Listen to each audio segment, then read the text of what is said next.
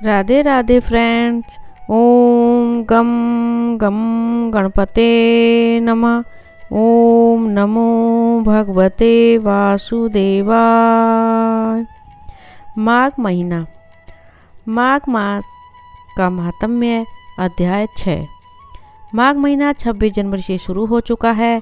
इस महीने में स्नान, दान और पूजन का विशेष महत्व बताया गया है। कई लोग माघ महीने में संगम के तट पर कल्पवास भी करते हैं। ऐसा कहा जाता है माघ मास में पवित्र नदियों में स्नान करने से सभी पापों से छुटकारा मिल जाता है। जो लोग इस महीने में नदी में स्नान नहीं कर सकते, उन्हें घर पर ही नहाने के पानी में गंगा जल मिलाकर स्नान करना चाहिए। इससे भी पुण्य फल की प्राप्ति होगी। जैसे ग्रहों में सूर्य या नक्षत्रों में चंद्रमा श्रेष्ठ है, उसी प्रकार महीनों में माघ मास श्रेष्ठ है।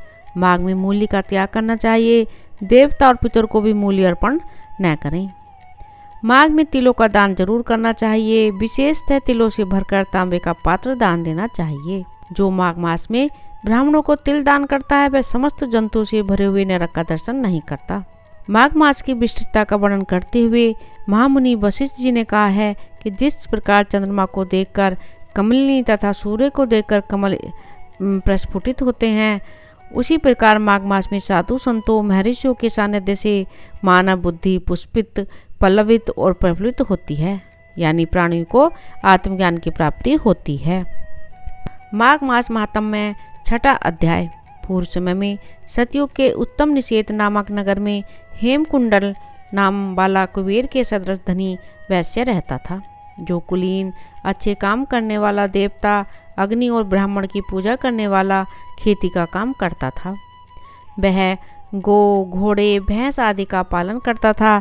दूध, दही, छाछ, गोबर, घास, गुड़, चीनी आदि अनेक वस्तु बेचा करता था, जिससे उसने बहुत सा धन इकट्ठा कर लिया था। जब वह बूढ़ा हो गया तो मृत्यु को निकट देख उसने धर्म के कार्य करने प्रारंभ कर दिए। भगवान विष्णु का मंदिर बनवाया। कुआं, तालाब, बावड़ी, आम, पीपल आदि वृक्ष के तथा सुंदर बाग बगीचे लगवाए। सूर्योदय से सूर्यास्त तक वह दान करता। गांव के चारों तरफ जल की प्याऊ लगवाई। उसने सारे जन्म भर जितने भी पाप किए थे उनका प्रायश्चित करता था। इस प्रकार उसके 2 पुत्र उत्पन्न हुए, जिनका नाम उसने कुंडल और विकुंडल रखा। जब दोनों लड़के युवावस्था के हुए तो हेमकुंडल वैश्य गृहस्थी का सब कार्य सौंपकर तपस्या के निमित्त वन में चला गया और वहां विष्णु की आराधना में शरीर को सुखाकर अंत में विष्णु लोक को प्राप्त हुआ।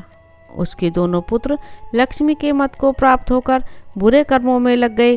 वैश्यगामी बीड़ा और बाजे लेकर वैश्याओं के साथ गाते फिरते थे।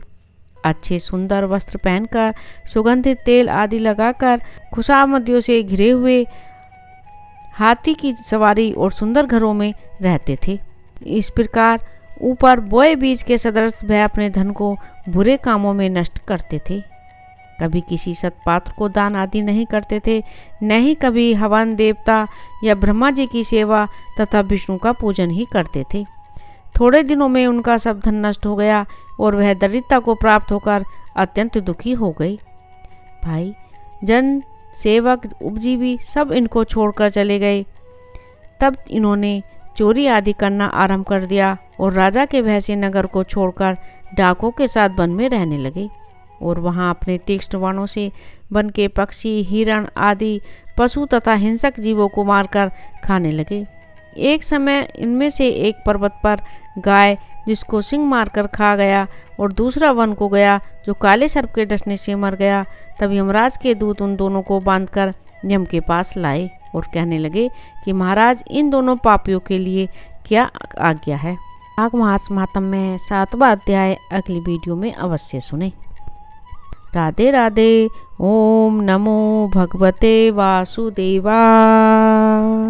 मेरे इस चैनल को ज़्यादा से ज़्यादा सब्सक्राइब करें, लाइक करें, प्लीज़ ज़्यादा से ज़्यादा शेयर करें।